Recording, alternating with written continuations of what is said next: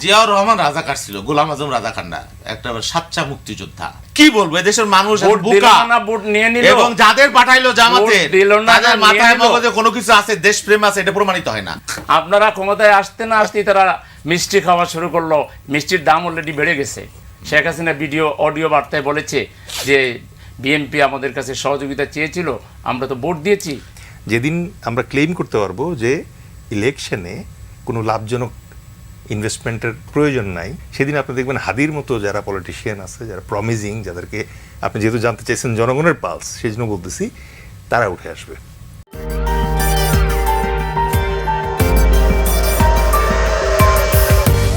আওয়ামী লীগের পুনর্বাসন হ্যান ত্যান এগুলো নিয়ে আমরা সবাই কথা বলি, যে যার অবস্থা থেকে কথা বলি। এই যে এগুলো এত কথা হচ্ছে, আপনি ইস্যুটা বলবেন কি বলবেন না। আমাদের জামাত ইসলামের কোনো ভাই, শিবিরের কোনো ভাই বা কোনো কেউ কোথাও এগুলো নিয়ে একটা প্রতিবাদ করেছে বা কোথাও একটা প্রতিরোধ করেছে? অথচ বক্তৃতায় আমরা বলি হ্যাঁ সব কিছু বিএনপির উপরে, মানে কাঁঠাল ভেঙে খাওয়ার একটা বাস্তবতা আর কি। বিএনপিকে এটাও করতে হবে, ওটাও করতে হবে, আর প্রতিবাদ আপনি করবেন, মজাটা আপনি লইবেন। আওয়ামী লীগকে লালন করতেছেন তো, এখন কয়টা প্রতিবাদ করব বলেন? এই দেখেন বিএনপি তো এখন আওয়ামী লীগ আমার ভাই বলে দিল, বিএনপিকে আওয়ামী লীগকে বিএনপি লালন, আওয়ামী লীগ আর হাসিনা শব্দটা নাই, বাকি টোটালটাই আপনারা ধারণ করছেন, এগুলোর বিরুদ্ধে কই আপনারা মনে প্রাণে ধারণ করছেন। তো কয়টা বলবো বলেন? না, তারা আপনাদের অন্যায়ের কয়টা প্রতিবাদ করবো? আর বলবেন যে বিরোধী দলের আর কোনো কাম নাই, খালি সরকারি দলের বিরোধিতা। আশ্চর্য ব্যাপার, আপনারা করেন না। আওয়ামী লীগকে ঠেকান, আওয়ামী লীগের সাথে যে সত্যতা দেখাচ্ছেন, এটা আপনাদের জন্য কাল হয়ে দাঁড়াবে, জামাতের জন্য কি? সেই সত্য যার চিবে তুমি, ঘটে যা তা সব সত্য না। কবিতব মরুভূমি রামের জন্মস্থান, মিছিলের সুযোগ দিচ্ছে, এখানে বক্তৃতা দেবে, নিচে যে আওয়ামী লীগকে বলবে তোরা যেভাবে ফুলের তোড়া দিয়ে তাদের নেতৃবৃন্দ জেল থেকে বের হওয়ার পর মালা দিয়ে বরণ করে নিচ্ছেন, এগুলো সব আপনাদের কমিটিগুলোতে 80% লোক বিভিন্ন অঙ্গ সংগঠনের যে কমিটিগুলোতে আপনারা কমিটি ঘোষণা করছে আওয়ামী লীগের লোক। প্রমাণ নিতে চাইলে দিতে পারবো, আওয়ামী লীগের লোক। কুমিল্লায় একজন নেতা বের হয়েছে আওয়ামী লীগের, সবাই চমৎকার দেখা গেল, মিষ্টি খাওয়াচ্ছে। তারপরে কমিটিতে আওয়ামী লীগের লোক, ভোটে দেখা যাচ্ছে আওয়ামী লীগ সব ইতিহাস ভুলে গিয়ে জামাত টেকাওয়ার জন্য বিএনপিতে ধানের শীষে ভোট। ভাই এগুলো তো সব ডকুমেন্ট আছে আমাদের কাছে। আপনারা যদি কঠোর হইতে, আওয়ামী লীগ নাই, আইন শৃঙ্খলা কুষ্টিয়ায় আওয়ামী লীগ নাই, সেলিম ভাই, তাইলে কি একটা মিছিল করতে পারতো? কুষ্টিয়ায় আওয়ামী লীগ নাই, সর্প হইয়া নিব, সর্প হইয়া দংশন করা উজয় দ্বারা, মারিয়াও বাঁচা, কাদিয়াও বাঁচা। আমরা কি আইন, আমার ভাইদের ক্যারেক্টার। আপনারা কি চাচ্ছেন যে জামাত আইন হাতে কোথায় আইন হাতে তুলে নিক? ওরে বাপ, এটা তো আপনাদের আইন মানা মানুষ, আপাতমস্তক আইন মানা দল জামাত ইসলামী, আইন কত সুন্দর করে মানে। আওয়ামী লীগ মিছিল করবে এমন কথা বলবে না, আইনের প্রতি শ্রদ্ধাশীল। আওয়ামী লীগের ঠেকানোর দায়িত্ব, ঘরের চুরি হবে, চোর ঢুকছে, এটা পুলিশে কয় আমার আজকে ডিউটি নাই, সেই গল্পের মতো। আপনারা ক্ষমতায় আসতে না আসতেই তারা মিষ্টি খাওয়া শুরু করলো। মিষ্টির দাম অলরেডি বেড়ে গেছে। শুধু বিএনপির সুযোগ দেওয়ার কারণে আজকে আওয়ামী লীগ মহা খুশি। শেখ হাসিনা অডিও বার্তায় বলেছে যে বিএনপি আমাদের কাছে সহযোগিতা চেয়েছিল, আমরা তো ভোট দিয়েছি। এটাও তো বলেছে জামাত ইসলামের চেয়ারম্যানের সাথে আমার কথা হয়েছে, ইনশাআল্লাহ তাদের সাথে আমাদের ধর্ম মরণ সম্পর্ক। আবার এটাও বলেছেন যে আমরা ভারতের ঘনিষ্ঠ বন্ধু, তাদের কোনো অনিষ্ট এটা চাই না। সেই পুরনো কথা হাসিনার কথা বলবে। হাসিনার লোকেরা বাইরে থেকে চিঠি পাঠাচ্ছে যে আমরা আসতেছি জামাত নিধন করার জন্য।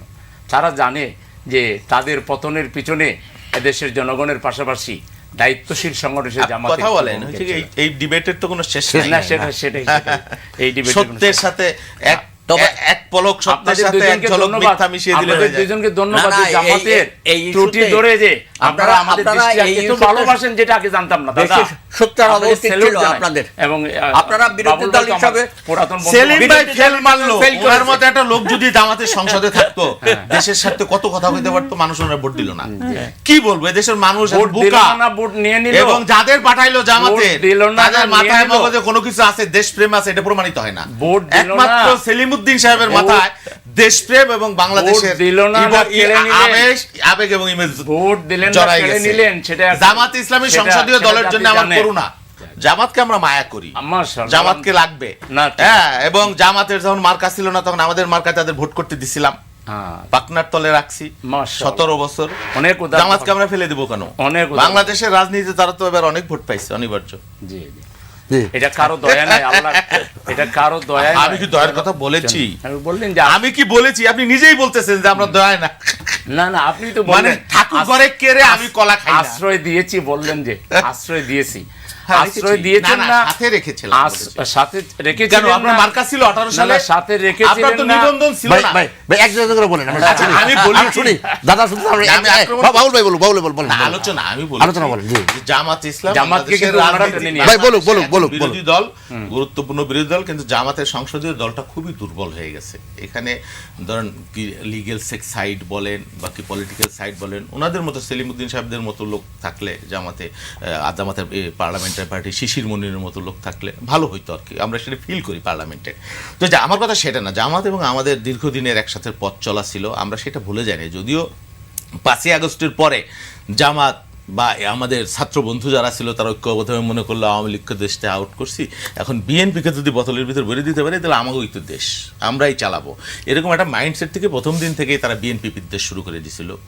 কি নৌকা ধানের শীষ 2 সাপের 1 বিষ, মির্জা কাদের, মির্জা আলমগীর 1 2 3 4, ছাত্রলীগের ছাত্র দলের এটা কর ওইটা কর, নানান ধরনের কাহিনী আর কি।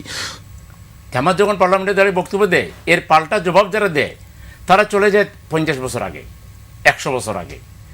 একটা অতীতমুখী রাজনীতি যেটা আওয়ামী লীগ করতো, দুর্ভাগ্যজনক বিএনপির কাছ থেকে বিএনপিকে আমরা একটা ম্যাচিউরড পলিটিক্যাল পার্টি মনে করি।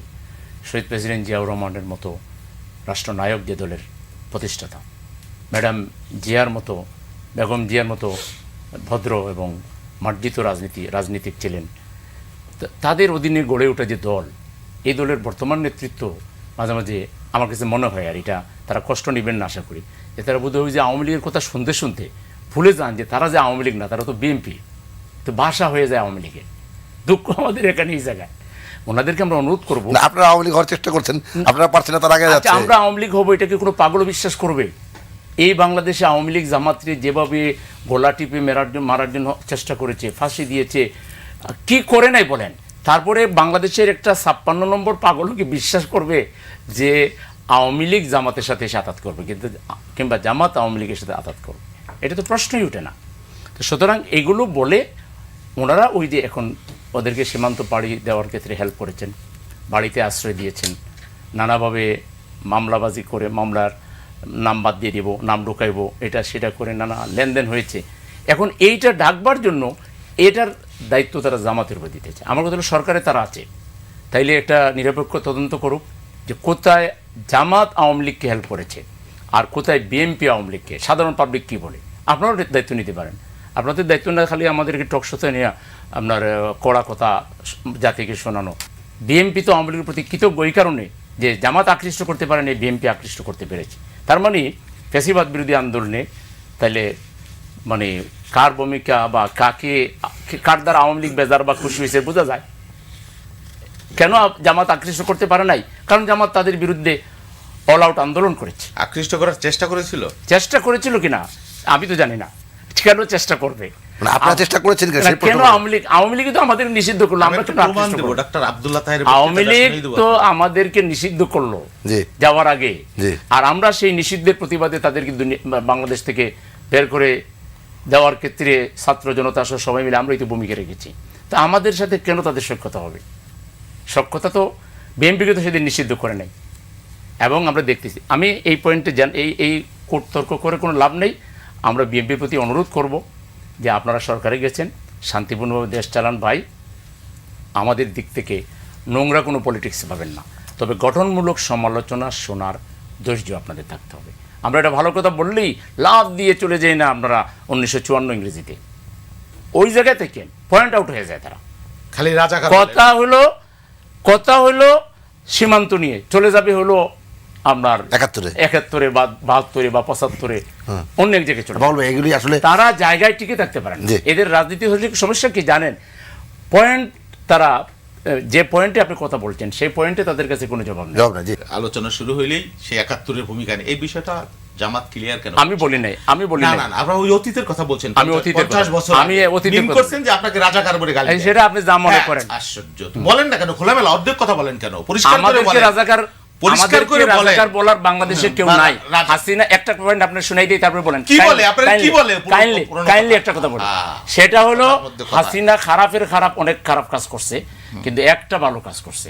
সরকারি ওয়েবসাইটে তারা একটা মুক্তিযোদ্ধা মন্ত্রণালয় রাজাকারদের একটা তালিকা তারা দিয়ে গেছে আওয়ামী লীগ সরকার। আচ্ছা, আপনি বলেছেন- ওখানে 1 নম্বরে রাখছে আওয়ামী লীগকে, 2 নম্বরে আপনাকে, আচ্ছা, ঠিক আপনাদেরকে, আছে। 3 নম্বরে ঠিক আছে, আমি তো রাজাকারের দল। জিয়াউর রহমান রাজাকার ছিল, 4 নম্বরে পাকিস্তানের এজেন্ট ছিল। মাত্র 37 জনের নাম সেলিম দিয়েছিল। ভাই এত কথা অতএব বলতেছে। রাজাকার টক বইলা শোর মধ্যে নিজেরা লজ্জা পেন না। one-sided হয়ে যাবে। লজ্জা পেন না। জিয়াউর রহমান রাজাকার ছিল, গোলাম আজম রাজাকার না, একটা সাচ্চা মুক্তিযোদ্ধা। হ্যাঁ, তারপরে আবুল আল্লাহ মধ্যযুদ্ধের আরো এই মুজাহিদ যারা বা জামাতের যারা সিনিয়র নেতা কেউই রাজাকার না, বিএনপি সব রাজাকার। সেক্টর কমান্ডার একজন, আমরা তো সেটা বলি না। বিএনপি তে একজনও সেক্টর কমান্ডার, সেটা তো জামাত বলে না। ইভেন আওয়ামী লীগও বলতেছেন আপনি। আওয়ামী লীগ আবার বলছে, সব আওয়ামী লীগ কথা বলছে, বলেন। হ্যাঁ। আওয়ামী লীগ বলছে। আপনারাও বলতেছেন না, আমরা কেন যে বলবো? আচ্ছা, কেন বলেন না কেন? ওই যে আপনি বললেন যে আমরা 1 নম্বরে জিয়াউর আওয়ামী লীগ, রহমানকে 2 নম্বরে বিএনপি। জিয়াউর রহমানকে কখনো আপনি রাজাকার মনে বললেন করি যে না। রাজাকারের তালিকায় 1 নম্বরে আওয়ামী লীগ, 2 নম্বরে বিএনপি। হ্যাঁ, এটা হ্যাঁ, আওয়ামী লীগ বিএনপি করছে। তো, আমি তো এটা সেটা আওয়ামী আপনাকে লীগ বলছি। এটা আওয়ামী লীগ করছে। আমি সেটা বলছি হ্যাঁ, যে হ্যাঁ। ইচ্ছে আছে কথাই বলে যে হ্যাঁ। কানাকে কানা বলিও না, জি। খুরাকে খুরা বলিও না, অন্ধকে অন্ধ বলিও না, আর বধিরকে বধির বলিও না, মনে কষ্ট পায়, দুঃখ পায়। আমি ওইটা বলবোই না তাদের রাজাকার ছিল না কি ছিল, 72-75 এগুলার নিয়ে তাদের রাজনীতি তারা করবে, তারা সেটাই নিয়ে। আবার এটাও ঠিক যে অতীতকে বাদ দিয়ে ভবিষ্যৎ হয় না, এটা একটা রিকনসিলিয়েশন দরকার। অতীতের real ইতিহাসটা বলে উনি না। তো, ওনার তো জন্ম হয়েছে কিনা জানি না আমি, মুক্তিযুদ্ধের সময় উনি তো রাজাকার না, না। তা না। উনি আদর্শটা কতটুকু ধারণ করে, আমাকে কতটুকু কোন করে, সেই জিনিসটা পরিষ্কার করে দিলে হয়ে যায়। রাজনীতিতে ভুল স্বীকার করা 71-এর ভূমিকার জন্য, বা আওয়ামী লীগ এই যে 24-এ করছে, আওয়ামী লীগ যে বাংলাদেশে কোশ্চিনকালেও রাজনীতি করতে পারবে না, এটা তো আমি গ্যারান্টি দিয়ে বলতে। তারা মাপ চাবে, ক্ষমা চাবে, মানুষ যদি তাদের কোনো কালে ক্ষমা করে তারা করতেও পারে।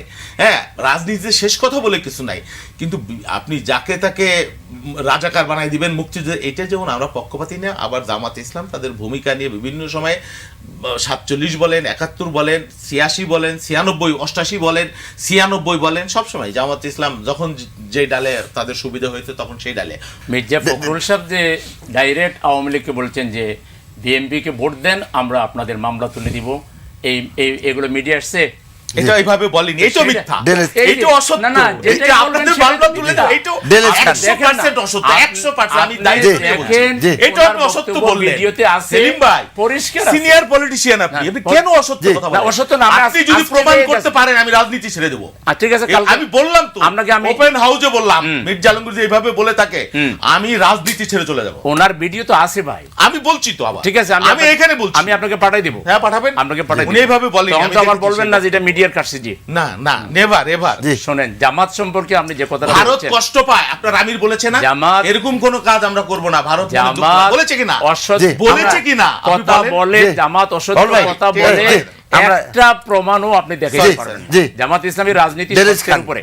আসলে আপনারা তিলরে তাল বানায় আপনার কাছে জামাতের মতো দলটা যদি অসত্য বলে বলেন, জি। তাইলে সত্য অসত্যের নতুন সংজ্ঞা দিতে হবে। না, ওরে- গত 54 বছর ধরে আমাদের সিনিয়র পলিটিশিয়ান যারা আছে তারা যে ব্র্যান্ডের পলিটিক্স প্র্যাকটিস করছে, 24-এ এসে মানুষজন এটা থেকে একটা চেঞ্জ চাইছিল, বাট ডক্টর মোহাম্মদ ইউনূস যে কোনো একটা রহস্যময় কারণে তিনি এই এমপি সিলেকশন প্রসিজার যেটা আছে এই প্রসিজারটাতে হাত দেন নাই, রাইট?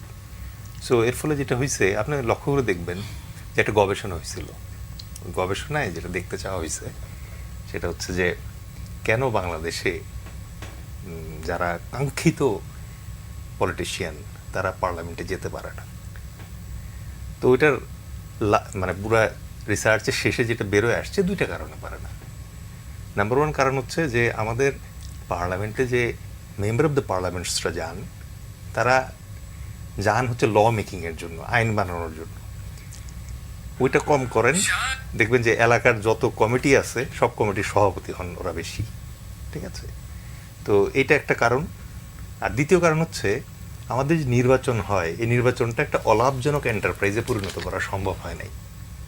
প্রত্যেকটা প্রার্থীর পিছনে স্পন্সরস থাকে, এই স্পন্সররা ইনভেস্ট করে নির্দিষ্ট পরিমাণ investment, return on investment ensure করার জন্য।